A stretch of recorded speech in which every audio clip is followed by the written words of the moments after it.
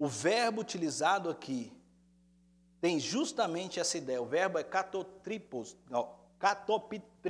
Que palavra linda. Pode ser traduzido das duas maneiras. Eu achei isso tremendo. Tanto os tradutores que adotaram a ideia de refletir, como aqueles de contemplar, estavam utilizando o mesmo verbo e a mesma ideia. Porque é justamente isso. E para a gente entender, a gente tem que ver o contexto que Paulo usa essa palavra.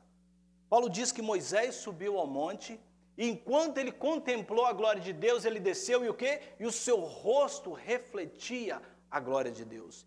Uma só palavra, os dois sentidos. Ao refletir, ele brilhava. Ao contemplar, ele brilhava. Ao estar diante, ao ver o rosto de Deus, a estar na presença de Deus, ele podia refletir o que Deus era. É tão interessante isso, irmãos, porque exatamente o Espírito Santo, de uma forma maravilhosa, conduziu o escritor, Paulo, nesse versículo aos Coríntios, para usar uma palavra que tinha essa mesma ideia, com essa ideia de você ver e você refletir aquilo que você está vendo. Eu escrevi na newsletter dessa semana, e a Raquel, ela tem muito cuidado quando a gente escreve essas coisas. Ela fala, pastor, vocês parecem que estão pegando meio pesado, mas irmãos, eu não conectei com o pastor Fernando a palavra dele, e vejo que é o Espírito Santo falando com a gente. Eu não falei, pastor Fernando, o que o senhor vai escrever, o que eu vou escrever? Era minha responsabilidade escrever um texto, eu estava buscando a Deus, eu estava com esse pensamento na minha mente. E semana passada eu citei um pouquinho sobre isso, que nós somos reflexo daquilo que colocamos diante de nós, não é verdade?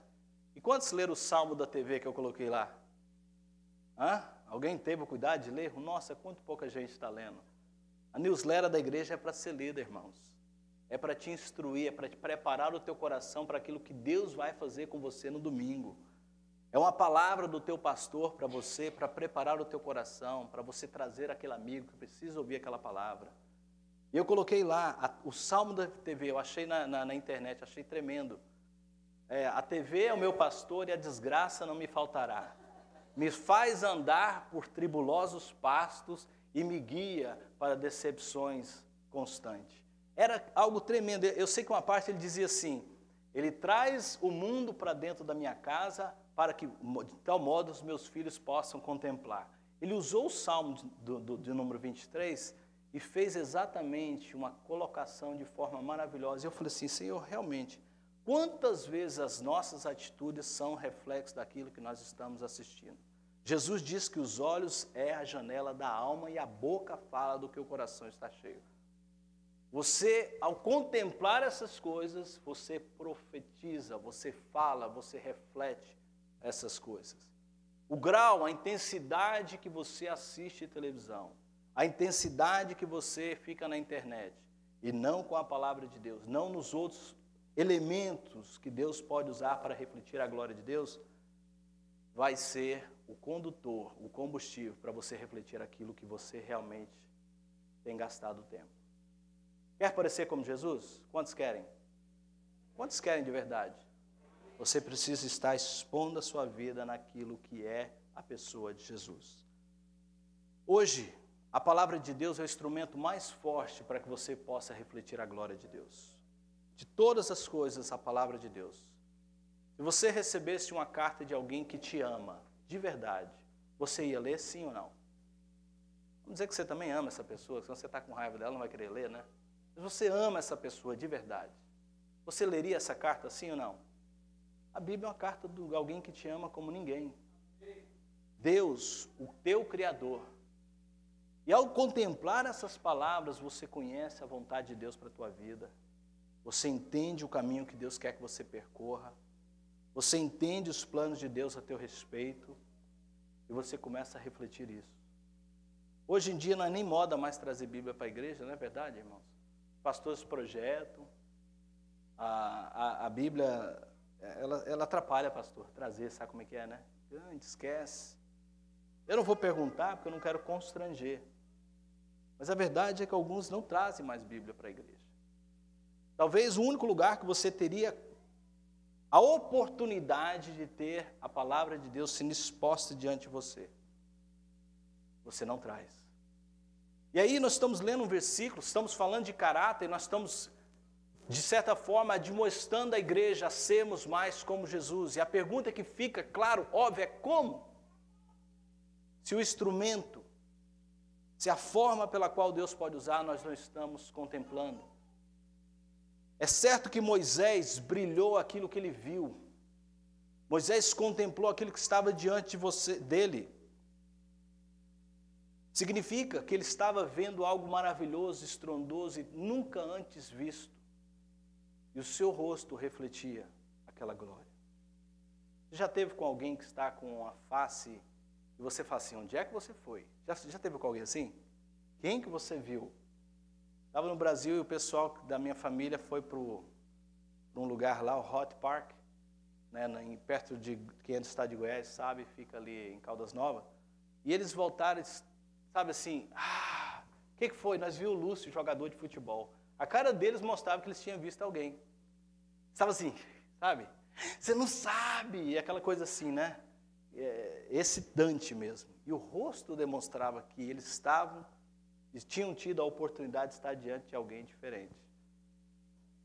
Você reflete, irmãos, com alegria ou não quando está na presença de Deus aos outros?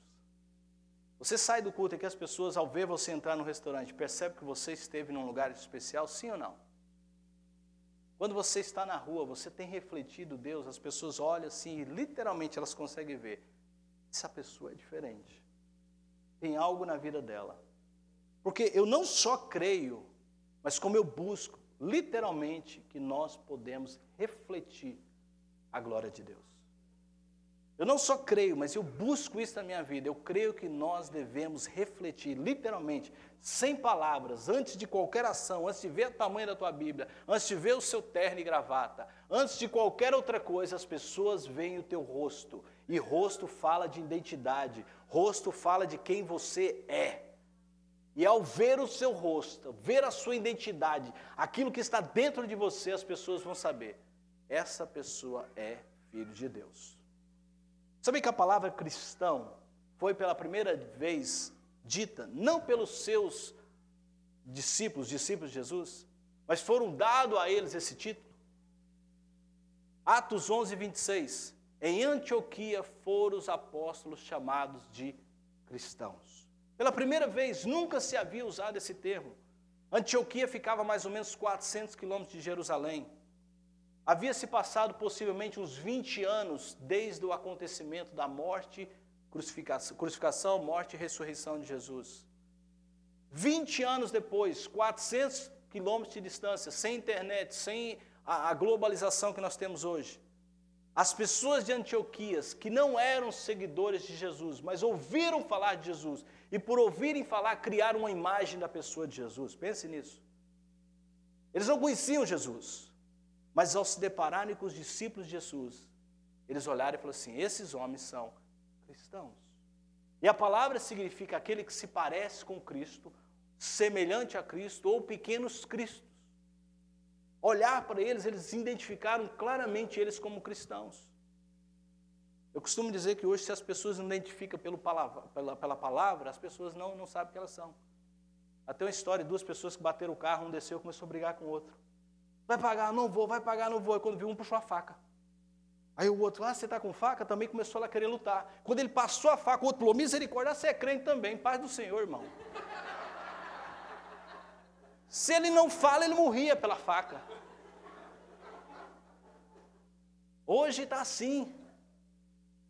As pessoas vêm para a igreja e você fica olhando ali. Aí daqui a pouco ela, glória a Deus, é crente, esse rapaz é crente. Levanta a mão.